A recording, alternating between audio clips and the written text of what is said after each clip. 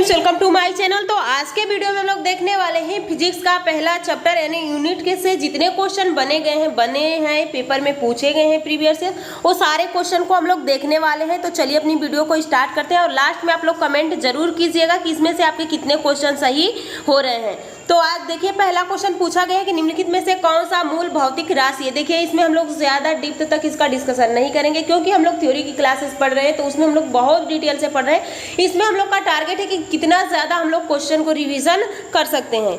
तो चलिए पहला क्वेश्चन है कि निम्नलिखित में से कौन सी मूल भौतिक राशि है। तो यानी 7 मूल राशियां होती है, उसमें से बताना कौन है। तो बल, वेग, कार्य, विद्युत धारा। तो सही आंसर आप लोग का हो जाएगा विद्युत धारा। अगला क्वेश्चन देखिए, यहाँ पे शक्ति का मात्रक क्या होता है। तो शक्ति का मात्रक वाट होता है। और देखिए यहाँ पे आवृत्ति का मात्रक हर्ट्ज होता है। यहाँ पे देखिए कौन सा हो सकता है। तो यानी हर्ट्ज होता है, वोल्ट। शक्ति का वाट होता है, तो यहाँ पे सही आंसर हो जाएगा वाट हो जाएगा। वोल्ट मीटर का वोल्ट होता है, इसका आवृत्ति का हर्ट्ज होता है। अगला क्वेश्चन देखिए, अगला क्वेश्चन क्या पूछा गया है। विद्युत शक्ति की इकाई क्या है, यानी विद्युत शक्ति पावर की यूनिट पूछा गया है। तो यहाँ पे आपका सही आंसर कौन सा हो जाएगा। आंसर आप लोग का वाट हो जाएगा। अगला क्वेश्चन देखिए, अगला क्वेश्चन क्या पूछा गया है।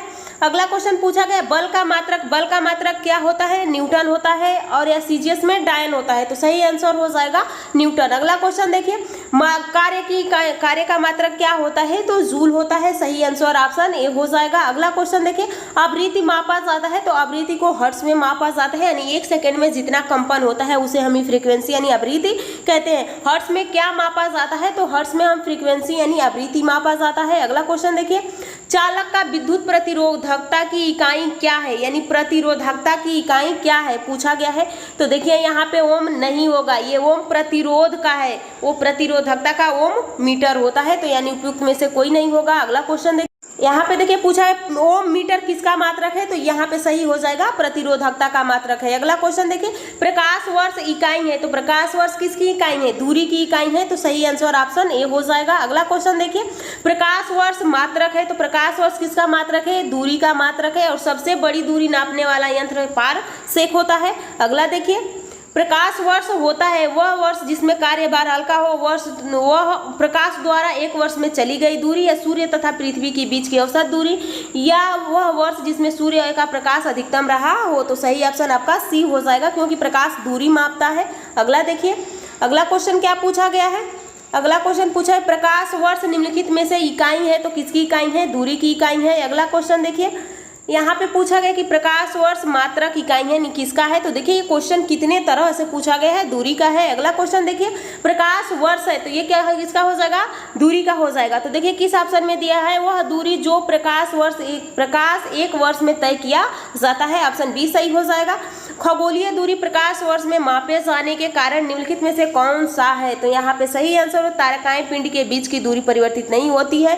तारकाएं पिंड का गुरुत्व परिवर्तित नहीं होता है। प्रकाश सदैव सीधी रेखा में यात्रा करता है। प्रकाश की गति स्पीड सदैव एक समान गति होती है। तो यहाँ पे सही ऑप्शन आपका डी हो जाएगा। अगला क्वेश्चन देखिए, एक पारसेक तार संबंधित दूरियां मापने का मात्रक बराबर होता है। तो यहाँ पे सही हो जाएगा 3.25 प्रकाश वर्ष हो जाएगा। अगला क्वेश्चन देखिए, यहाँ पे अगला क्वेश्चन पूछा गया है पारसेक मात्रक है। तो पारसेक दूरी का मात्रक होता है। अगला क्वेश्चन देखिए, माप की कौन सी इकाई 0.39 से गुणा करने पर इंच प्राप्त होता है। तो यहाँ पे सही आंसर हो जाता है सेंटीमीटर। और देखिए ये सारे क्वेश्चन किसी न किसी एग्जाम में पूछे गए हैं। 6 फीट लंबे व्यक्ति की ऊंचाई नैनोमीटर में कैसे व्यक्त की जाएगी। तो यहाँ पे आप लोग को नैनोमीटर में पूछा गया है। तो 183 × 10⁻7 नैनोमीटर होता है। अगला देखिए, अगला क्वेश्चन क्या पूछा गया है। 1 नैनोमीटर होता है। तो 10⁻⁻7 को नैनोमीटर कहते हैं, 10⁻⁻6 को माइक्रो कहते हैं। अगला देखिए, अगला क्वेश्चन देखिए क्या पूछा गया है। लास्ट में आप लोग कमेंट करके जरूर बताइएगा कि आप लोग के क्वेश्चन कितने सही हो रहे हैं इसमें से।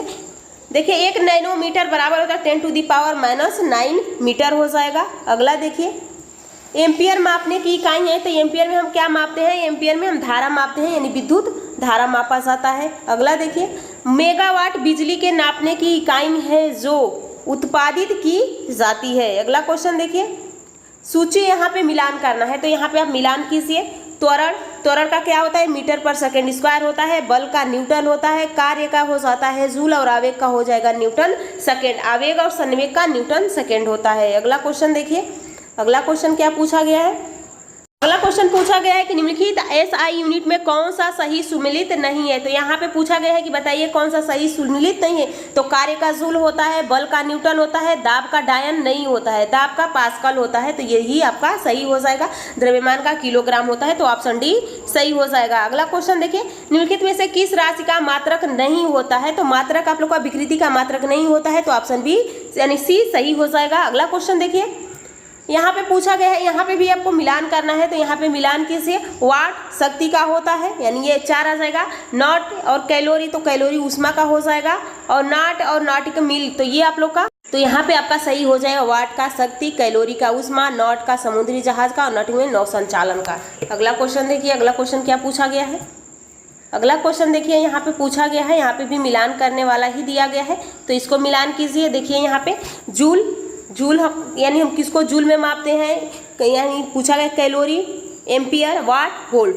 तो वाट किसका होता है, शक्ति का मात्रक क्या होता है, वाट होता है। धारा का मात्रक एम्पियर होता है। उसके बाद यहाँ पे विभवांतर का वोल्ट हो जाएगा। कैलोरी का यहाँ पे आप लोग का यानी कैलोरी का हो जाएगा। यहाँ पे मिलान कीजिए, जूल का कार्य हो जाएगा, एम्पियर का धारा हो जाएगा, वाट का शक्ति हो जाएगा, वोल्ट का विभवांतर हो जाएगा, कैलोरी का ऊष्मा हो जाएगा। ये आप मिला सकते हैं कि किस ऑप्शन में दिया है। तो यहाँ पे आपका सही हो जाएगा ऑप्शन सी। अगला क्वेश्चन देखिए, अगला क्वेश्चन यहाँ पे देख सकते हैं, नाट जहाज की चाल मापी जाती है, नाटिक मिल में नौ संचालन में प्रयुक्त दूरी मापी जाती है। पूछा है इसमें कौन सा सही नहीं है। एक स्ट्राम में प्रकाश की तरंग दैर्घ्य मापी जाती है, प्रकाश में समय मापन की इकाई है। तो यहाँ पे आपका समय मापन की इकाई नहीं है, ये किसकी इकाई है, अभी ऊपर आप लोगों ने पढ़ा है, दूरी की इकाई है, यानी ये दूरी की इकाई है, ना कि समय की है। यही सही हो जाएगा। अगला क्वेश्चन देखिए, एक स्ट्राम इकाई है, एक स्ट्राम में हम तरंग दैर्घ्य को किस में मापते हैं, एक स्ट्राम में मापते हैं। अगला क्वेश्चन देखिए, 1 हॉर्स पावर कितने वाट के बराबर होता है, 746 वाट के बराबर होता है। अगला क्वेश्चन देखिए, अगला क्वेश्चन क्या पूछा गया, यहाँ पे भी फिर से आपको मिलान करने वाला है। अगर ऐसे क्वेश्चन आ जाए तो आप एक दो आपको अगर पता है तो उसको मिलान कीजिए, उसके बाद ऑप्शन को मिलाइए कि कौन सा मैच कर रहा है। यहाँ पे देखिए, दाब का पास्कल होता है, ऊर्जा का जूल होता है, तरंग दैर्घ्य का एंगस्ट्रॉम होता है, उच्च वेग का मैक नंबर होता है। तो ये तो पूरा सही है, आप मिलान किया गया है। अगला क्वेश्चन देखिए, अगला क्वेश्चन जूल ऊर्जा से उसी तरह संबंधित है जैसे पास्कल। तो पास्कल किससे संबंधित है, तो यहाँ पे सही ऑप्शन हो जाएगा दाब से यानी प्रेशर से। अगला क्वेश्चन देखिए, 1 माइक्रोन बराबर होता है, तो 1 माइक्रोन बराबर हो जाता है 1/में 1000 मिलीमीटर। अगला क्वेश्चन देखिए, अगला क्वेश्चन देखिए क्या पूछा गया है। अगला क्वेश्चन यहाँ पे दिया गया है, 1 माइक्रोन लंबाई प्रदर्शित करता है, तो 10⁻⁻6 सेमी, 10⁻⁴ सेमी। अगला क्वेश्चन देखिए, यहाँ पे निम्नलिखित में से कौन सा युक्ति सम्मिलित नहीं है। तो डेसिबल ध्वनि की प्रबलता है, अश्व शक्ति शक्ति का है, यहाँ पे समुद्री मील नौ संचालन की दूरी है, सेल्सियस ऊष्मा की इकाई है। तो सेल्सियस ऊष्मा की इकाई नहीं है, ये तापमान की इकाई है। तो यही आपका सही हो जाएगा, यानी इसमें हम तापमान मापते हैं।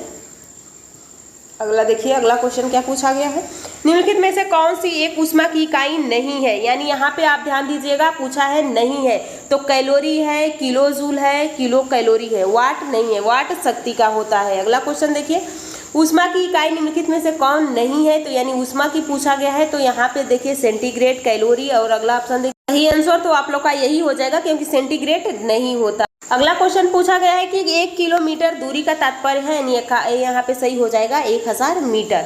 अगला क्वेश्चन देखिए, अगला क्वेश्चन क्या पूछा गया है, 1 पिकोग्राम बराबर होता है, तो 1 पिकोग्राम 10⁻⁻12 ग्राम के बराबर होता है। अगला देखिए, पास्कल इकाई है, तो पास्कल इकाई किसकी है, तो पास्कल दाब की इकाई है। अगला क्वेश्चन देखिए, दाब की इकाई क्या होता है, तो दाब का सूत्र क्या होता है, P बराबर दाब का होता है, यानी यह बराबर एरिया, यानी दाब बढ़ेगा तो एरिया घटेगा, एरिया बढ़ेगा तो दाब घटेगा।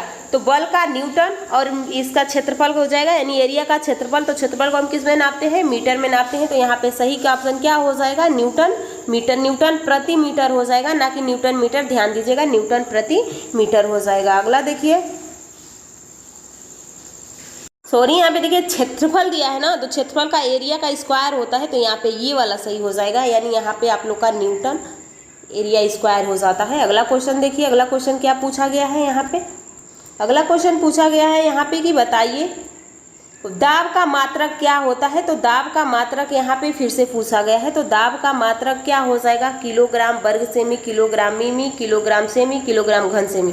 तो यहाँ पे कोई ऑप्शन नहीं दिया है, तो सही ऑप्शन आपका ई हो जाएगा। अगला क्वेश्चन देखिए, परिस्थितिकी दबाव की इकाई क्या है, तो परिस्थितिकी यानी एटमॉस्फेयर प्रेशर क्या है, तो बार हो जाएगा। अगला क्वेश्चन देखिए, अगला क्वेश्चन क्या पूछ, 1 किलोग्राम प्रति सेंटीमीटर स्क्वायर दाब समतुल्य होता है, तो 1.0 बराबर के यानी बार के बराबर होता है। अगला क्वेश्चन देखिए, निम्नलिखित में से कौन सा अदिश राशि है, सदिश और अदिश पूछा जाता है, तो बल, वेग, त्वरण, दाब, दिशा और परिणाम दोनों होता है, पर लेकिन त्रिभुज के नियम का पालन नहीं करता है, इसलिए ये अपवाद है, यानी ये अदिश राशि होता है, सदिश राशि नहीं होता। अगला क्वेश्चन पूछा गया है कि बताइए विद्युत विभव के संदर्भ में निम्नलिखित में से कौन सा सही है, तो यहाँ पे यह एक अदिश राशि है, यह एक सदिश राशि है, तो यानी विद्युत विभव कैसा है, ये अदिश राशि है, सदिश नहीं है, ये भी त्रिभुज के नियम का पालन नहीं करता है, तो ऑप्शन ए सही हो जाएगा। अगला क्वेश्चन देखिए, तेल का एक बैरल निम्न में से लगभग कितना होता है, तो ये 159 लीटर का होता है। अगला क्वेश्चन देखिए,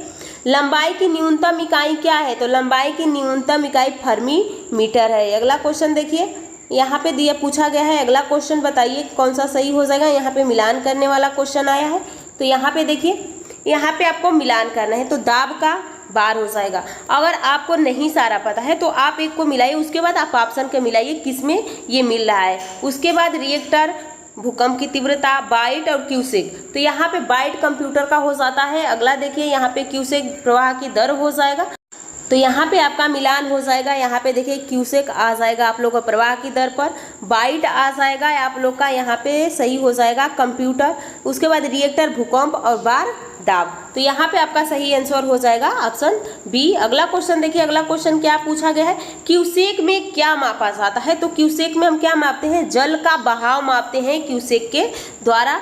अगला क्वेश्चन देखिए, निम्नलिखित में से कौन एक वायुमंडल के ओजोन परत की मोटाई नापने वाली इकाई है, तो ओजोन परत की मोटाई हम किसमें नापते हैं, डाप्सन में मापते हैं। अगला क्वेश्चन देखिए, डाप्सन इकाई का प्रयोग किया जाता है तो ओजोन को मापने के लिए, तो यहाँ पे सही ऑप्शन आपका सी हो जाएगा। अगला क्वेश्चन देखिए, अगला क्वेश्चन क्या पूछा गया है, ये चैप्टर आप लोग का कंप्लीट हो गया है। नेक्स्ट वीडियो में हम अगला चैप्टर